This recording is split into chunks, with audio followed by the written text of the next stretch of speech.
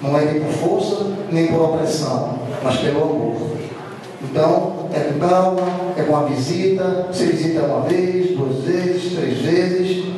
Não importa quantas vezes você vai, contanto que você planta aquela semente.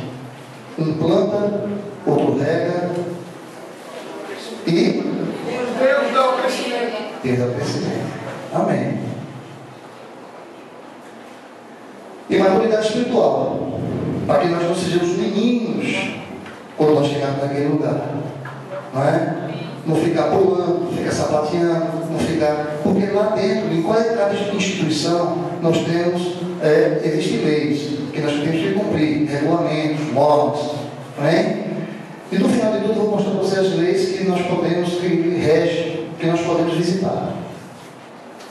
Conforme ensina em Romanos 12:8, o dom da exortação tem o significado literal de alguém que se coloca ao lado de outro para ajudar.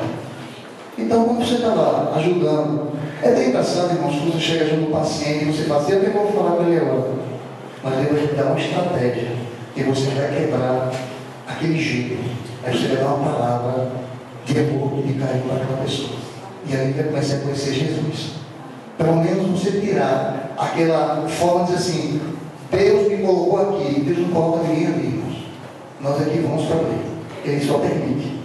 Mas Deus não nos coloca, Deus não é amor, Deus não é castigo, Deus não é opressão, Ele é um Deus justo, mas Deus é amor.